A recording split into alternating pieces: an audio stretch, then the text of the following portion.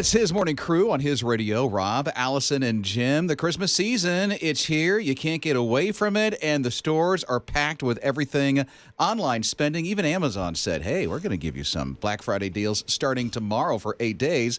So that means a lot of people are going to be camping out on Amazon. All this spending. Yeah, that's why we're joined with Chris Brown, former pastor, financial expert, a member of the Dave Ramsey team of experts. But first of all, financial stuff, very important. But we want to talk about the fact, Chris, that you had one of the most special moments a parent can experience. Last week, your little girl was baptized. Wow.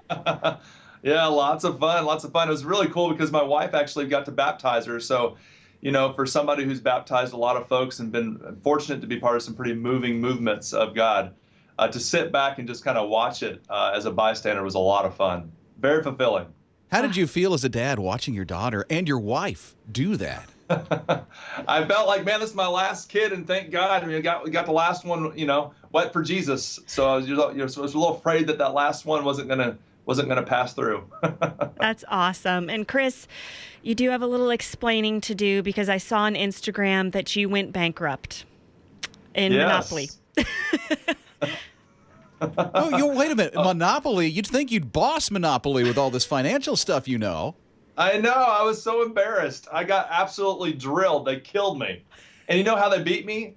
I know it's just a game, but they were over aggressive, and I was trying to coach them to be more conservative. And that's how they got me.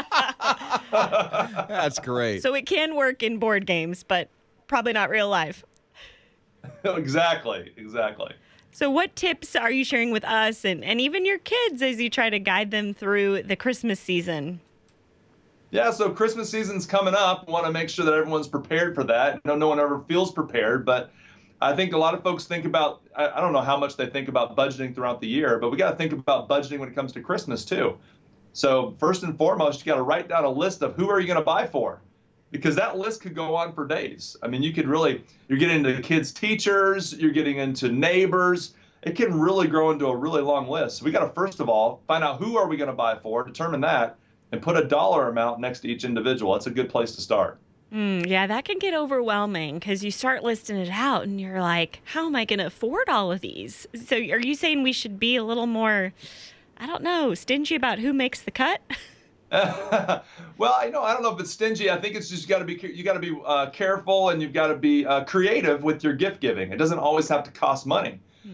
You could do it with, like, for instance, my little girl, the one that you referred to in the baptism, she just had a play the other day, and we had a neighbor who showed up at the play, showed up with a little bouquet of flowers and took pictures of her and made her feel like $1 million. It was a huge gift to our family, but it probably cost her $3 or $4 instead of her buying us, $50 tickets to the movies or $50 tickets to a game. She spent $3 or $4, and it meant much more to us. So sometimes we can get creative. I think credit cards are probably really hard when it comes to spending during Christmas because then you just want to spend whatever, but you're a proponent on using cash only. Yeah, that's true. I mean, once you get the dollar amount set for each individual, you definitely want to pay cash. So put that amount of money in an envelope with their name on it. So when you're at the store and you're saying, you know what, I was going to spend $15, and you see that shirt for $18.99 or $21 or $23, you just don't do it. And when you get to the end of the envelope, you stop. And so it really goes back to having a plan and following a plan. But you can't spend cash on websites. So what do you do? Because, I'm already getting bombarded with these emails enticing me to buy things, and it's hard. I got to delete those before I even open them sometimes. Mm-hmm. Yeah, those are really to spark this an interest that's not even there, and you get this new interest. But I would just tell folks, if you're not ready, you don't feel like you're ready yet, just don't panic. Don't freak out. It's okay. You will feel so much better when you sit down and write the plan. A lot of things that we worry about in life don't ever happen. So you're worried about this whole Christmas blowing up in some kind of major debacle. That's probably not going to happen. Just sit down, write down a plan. You'll feel so much better after you do, and then follow that plan. And remember, be creative. Go on. I've personally gone on this website, but Pinterest has a lot of great ideas. My wife loves that website, and there's a lot of things you can do. And it's probably a site like that is where my neighbor Lindsay got that idea, and to go to a play and maybe bring some flowers and make my daughter feel special. Chris, you're not turning in your man card if you have a Pinterest page. Are you admitting to Pinterest? Yes, it's okay to have a Pinterest page. I have one. There you go. Yes. The team here tells me that I have a Pinterest page too. I've just never seen it. That is so great. Well, what if I write everything down and I realize that I just don't really have the money yet to buy all these presents that are on my list? Yeah, I think that's when you start thinking about other ways to give. Of course, during the holiday season, it's not just about giving, giving actual gifts. It's giving time, it's giving energy, it's giving attention, it's giving words of affirmation. Think through the 5 love languages of all the different ways that you can show love and give to folks.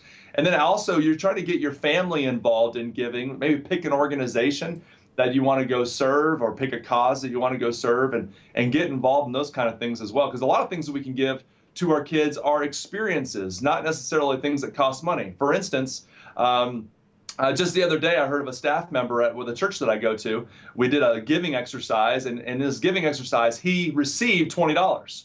And with that $20, he passed it on to his kids and gave them $21 bills. And they went to a game that night, and then when they went to the game, he says, "I want you to hand out a dollar bill to 20 different kids in this ball game, at a Vanderbilt basketball game." And he went out and then did that. At that night, when they were on their way home in the car, they said, "Dad, that was the best basketball game we've ever gone to." He said, "Why?" He goes, "Because we really love giving those dollar bills away." It's a $20 idea. And we can do that throughout the Christmas. That is really cool. Chris Brown, financial expert, thank you for the tips this morning. We'll make sure that we do have those for you online at hisradio.com. You just click on the blog, and it'll be there. And we'll have a link to Chris, too, in case you have any more questions for Chris. Yeah. Because he's there for you. Yep. Big time. Merry Christmas and happy Thanksgiving to you. Merry Christmas to y'all. Thank you so much.